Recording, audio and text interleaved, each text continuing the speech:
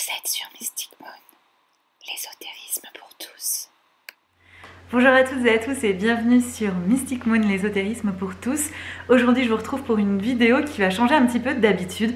Je vais vous emmener avec moi sur différentes périodes, différents jours du mois de décembre pour vous montrer comment on prépare la célébration de Yule, qui est le sabbat correspondant au solstice d'hiver. L'objectif c'est de vous montrer un petit peu tout ce qu'on peut faire pour préparer une célébration, un sabbat, et aussi en fait tout ce qu'on peut faire comme activité pendant cette période et pas juste uniquement le jour de la célébration. J'espère que ça vous donnera de l'inspiration et que ça vous donnera des idées à mettre en place pour vous dans le cadre de ce sabbat, mais vous pouvez aussi adapter potentiellement à d'autres sabbats.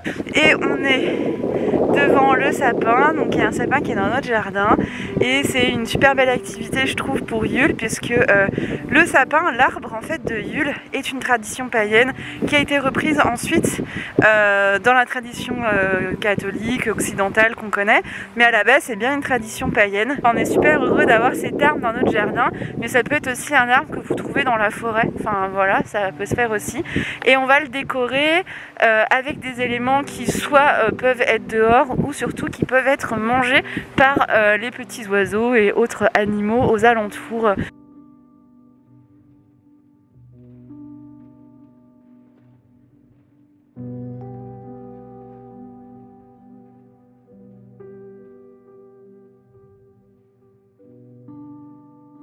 Donc l'objectif aussi, ça peut être de mettre des éléments comestibles, donc pas forcément des graines pour les oiseaux, ça peut être aussi des gâteaux par exemple. Le but c'est de faire en sorte qu'il n'y ait pas d'éléments en fait qui ne soient, qui puissent en fait se répandre dans la nature, des choses en plastique ou en métal ou quoi. Nous on en a mis parce que c'est dans notre jardin que on est là en fait pour pouvoir les récupérer. Mais si par exemple vous faites ça au beau milieu de la forêt, c'est faut pas prendre de risques en fait et vous mettez que des éléments comestibles. Et voilà, pas trop surcharger l'arbre, faites attention. C'est important je pense de le faire en conscience, si vous utilisez comme nous un arbre, de le remercier, de vérifier que ça va, qu'il n'y a pas trop de poids, que ça va pas gêner ses branches, voilà, de le faire en conscience et puis d'être dans le respect de tout ça.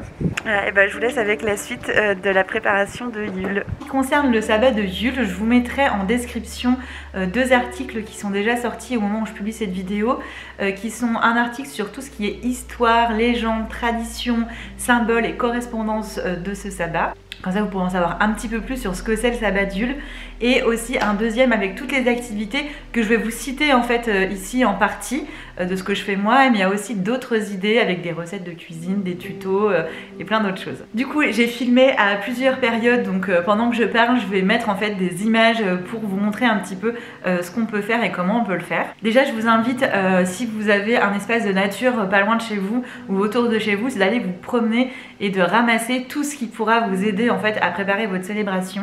Donc ça peut être du sapin, ça peut être du pain, ça peut être des pommes de pin, ça peut être du hou, du genévrier, plein de petits éléments comme ça de la nature qui vont vous aider à faire vos décorations d'intérieur, ça peut vous aider à faire les cadeaux de fin d'année, ça peut vous aider à faire votre hôtel. Il y a plein de possibilités en fait pour utiliser ces éléments là, et ça vous permettra d'avoir des éléments de la nature et de votre environnement. Ça va vous aider aussi potentiellement à préparer encens, bâton de fumigation. On y reviendra plus tard sur tous ces éléments. Je vous invite aussi à faire un grand ménage, un grand nettoyage. Ça vaut un peu pour tous les solstices et les équinoxes, je trouve. C'est de profiter, de vraiment renouveler l'énergie dans la maison en faisant le grand ménage, le grand rangement, et de faire du tri aussi. Et je trouve que ça a encore plus de sens dans cette période de fin d'année. Nous personnellement, on s'est concentré sur 3 espaces pour faire le tri. C'est la bibliothèque, le dressing, donc tous nos vêtements, et la cuisine. Tout simplement parce que ça va être des éléments aussi qu'on va pouvoir donner si on se rend compte que c'est des choses qu'on se sert. Une fois que tout ça est fait, on va pouvoir passer au ménage, faire un grand ménage. Et là pareil, on a fait le grand ménage dans le moindre détail de la cuisine par exemple, parce que c'est un endroit où on va passer encore plus de temps en hiver, parce qu'on va faire des repas et des préparations qui sont plus longues que l'été. L'hiver on va plutôt être sur des plats qui vont mijoter, voilà, donc on va passer beaucoup plus de temps dans la cuisine, donc c'est le moment de faire le grand nettoyage. Pour faire ce nettoyage, je vous invite à utiliser en fait des éléments qui sont sains et qui sont bons pour l'environnement, par exemple d'utiliser du savon noir ou du vinaigre blanc. Vous pouvez l'agrémenter de plantes et d'huiles essentielles par rapport en fait à cette intention de purifier, ou ça peut être aussi d'amener de l'abondance, Donc voilà, faites aussi en fonction de ça parce que la magie peut se faire aussi quand on fait du ménage, parce que finalement c'est aussi une approche de purification, de renouveler les énergies et d'ancrer de nouvelles intentions au moment où on fait son nettoyage. Le fait de passer le balai dans le sens des aiguilles d'une montre par exemple permet de renouveler l'énergie. Donc il y a plein de petites choses comme ça que vous pouvez mettre en place et vous pouvez aussi créer votre bâton de fumigation, votre encens pour cette occasion spéciale. Alix a fait un bâton de fumigation à base de genévrier parce qu'on en a pas mal dans le jardin et donc tout simplement il a coupé des branches de genévrier qu'il a assemblé avec du coton et du coup on a un bâton de fumigation qui va permettre la purification et la protection. On est sur une plante qu'on appelle persistante, c'est le cas aussi du hou, du pin, du sapin et donc ça va aussi amener cet aspect prospérité et protection. Donc voilà, c'est passé en fait dans les différentes pièces de la maison une fois que tout est rangé, tout nettoyé pour faire cette purification. La deuxième grande étape, je dirais que c'est décorer mais avec du sens. Et c'est vrai que c'est une période de profusion, cette période de fête de fin d'année où il y a beaucoup d'achats qui sont faits et c'est pas mal aussi de prendre conscience que dans ce cycle qu'on célèbre avec Yule entre autres là pour cette vidéo et le solstice d'hiver, il y a cette notion d'équilibre, cette notion de respect, cette notion de vivre en harmonie avec son environnement et donc je pense que ça peut être intéressant de faire attention à ce qu'on dépense et comment on le dépense et je pense que le fait de donner du sens à ça, ça peut vraiment aider. Donner du sens, ça peut être sur les couleurs, les symboles, sur les matériaux, sur la localisation, ça peut être sur plein de choses. Là ce que vous avez pu ramasser, si vous avez l'occasion de pouvoir ramasser des éléments dans la nature, ça va beaucoup vous aider. Moi ça va m'aider à décorer mon hôtel, à décorer mon chez moi. Ce que j'ai fait aussi c'est qu'on a fait des marchés de Noël parce que dans ces marchés de Noël il y a souvent de l'artisanat local donc ça me permet d'acheter potentiellement des choses neuves mais qui sont de l'artisanat local ou encore d'acheter en seconde main. Il y a plein de choses dans les magasins de seconde main pendant cette période que vous pouvez récupérer. Moi j'ai récupéré des branches par exemple de sapin en plastique, des trucs que j'aurais jamais acheté neufs. Mais voilà, c'est de la seconde main, donc c'est pas du tout la même démarche, je trouve. Et enfin, des choses qu'on va fabriquer soi-même. Donc il y a plein de possibilités. Donc ça, c'est pour la décoration, mais ça peut être aussi pour les cadeaux de fin d'année. Je vais vous mettre quelques images en fait de cadeaux que j'ai pu fabriquer pour mes proches. Et c'est assez intéressant parce que je vais vraiment y mettre mon énergie, ma magie, mon amour. Et alors certes c'est pas peut-être des cadeaux incroyables dans le sens où ça n'a pas un prix et ça n'a pas une valeur financière incroyable. Par contre je crois que ça a une valeur émotionnelle d'autant plus importante. Et je trouve que c'est aussi cool d'avoir autant le plaisir d'offrir que de recevoir. Prendre plaisir à offrir parce que c'est nous qui l'avons fabriqué. Ça a du sens aussi par rapport, comme je disais, donc, au fait que ça soit local, aux différents matériaux qu'on va choisir. Donc par exemple de prendre des matériaux qui sont respectueux de l'environnement. Ça peut être aussi par rapport aux couleurs, du coup ça va réduire en fait les potentiels achats qu'on va faire. Moi je me suis concentrée sur 3 couleurs, le rouge pour la prospérité, pour l'énergie, le blanc pour la purification et la spiritualité et le vert pour l'abondance et la guérison.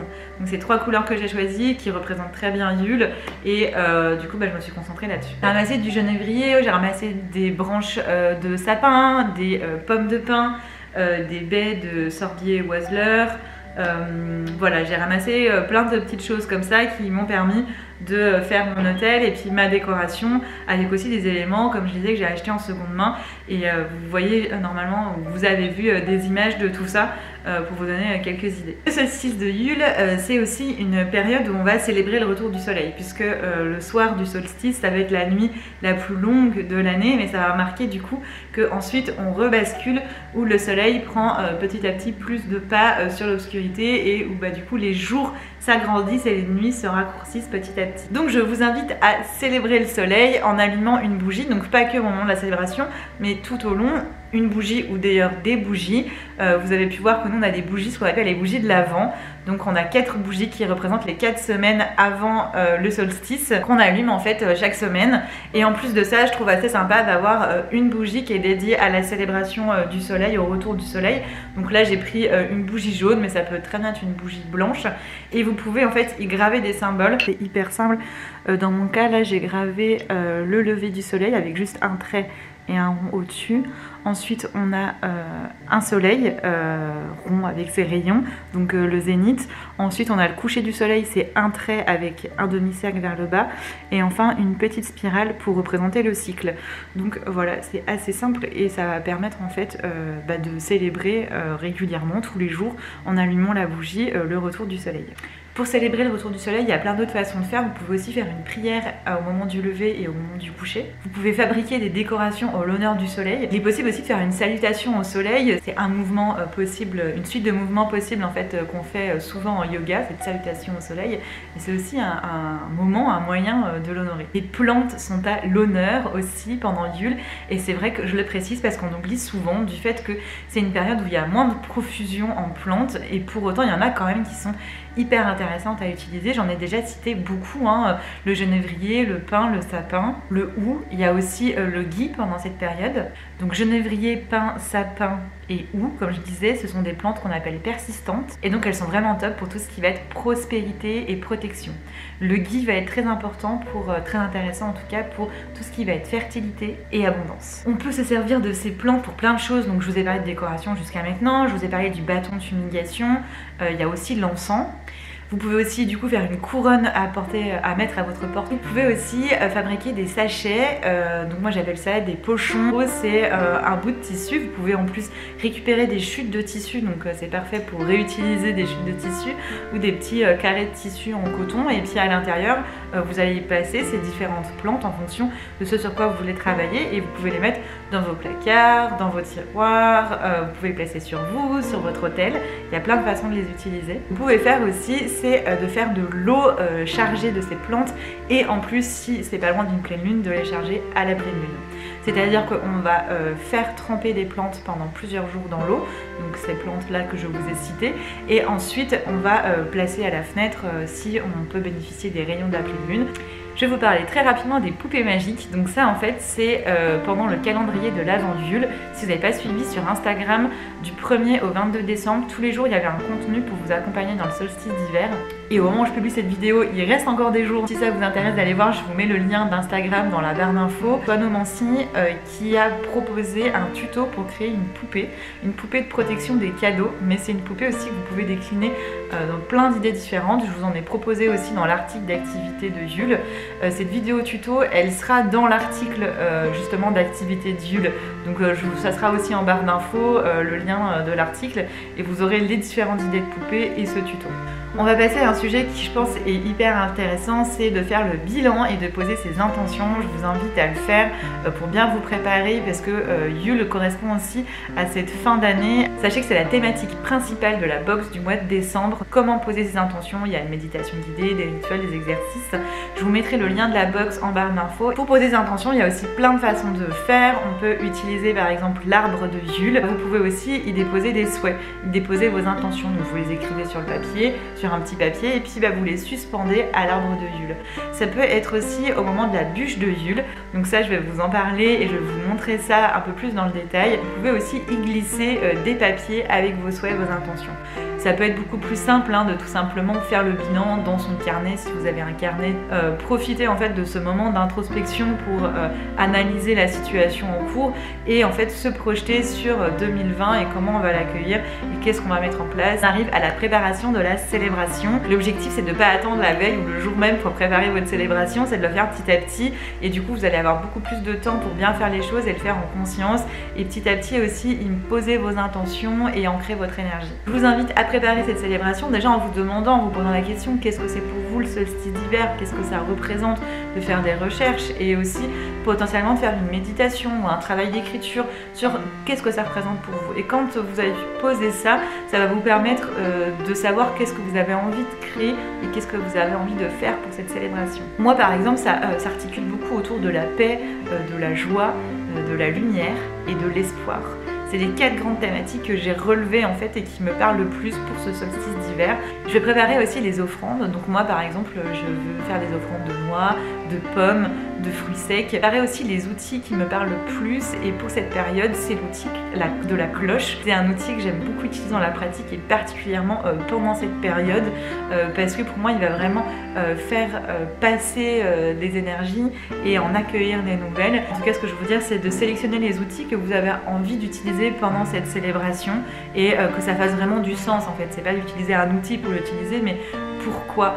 Et la cloche aussi, ça me fait beaucoup penser à l'harmonie par rapport au son que ça dégage et aux vibrations que ça dégage. La fameuse bûche de Yule, je vous en ai déjà parlé, donc c'est de la préparer. Ça peut être tout simplement de prendre une bûche et de s'arrêter là, et c'est celle qu'on va brûler pour le solstice, ou ça peut être de graver des symboles dessus, ça peut être de l'agrémenter de différentes branches de pin ou d'autres plantes, et aussi d'y glisser les différents souhaits. Du coup, je trouve que c'est pas mal de la préparer à l'avance en fait, parce qu'on va pouvoir l'agrémenter petit à petit et en fait la charger petit à petit en énergie. Et enfin, préparer les recettes de cuisine qu'on va faire pour Yule. Donc là, je vous laisserai aller voir l'article parce que ça serait beaucoup trop long de vous décrire ici, mais je vous propose quelques recettes de cuisine parce que pour moi, la célébration, c'est pas que le moment du rituel ou le moment des offrandes, c'est aussi le moment du repas, le repas qu'on va passer ensemble après la célébration. Et donc, je pense que c'est de continuer en fait le rituel que de préparer le repas et de le savourer. Donc c'est pour ça que je l'intègre en fait dans cette section sabbat, toujours des recettes de cuisine pour les repas de célébration. Voilà, c'est terminé pour cette vidéo sur la célébration du sabbat de Yule. J'espère que ça vous aura plu, que ça vous aura inspiré. N'hésitez pas à me dire dans les commentaires, vous, comment vous vous préparez pour un sabbat et spécifiquement pour Yule. Ça m'a fait vraiment plaisir de vous partager tous ces petits moments et toutes ces idées, parce que c'est vraiment un sabbat que j'aime particulièrement, et c'est pour ça aussi que j'ai organisé ce calendrier de l'Avent, parce que je trouve hyper chouette de célébrer le soleil et la lumière qui revient, et aussi parce que je sais que c'est des périodes qui sont pas toujours faciles pour tout le monde.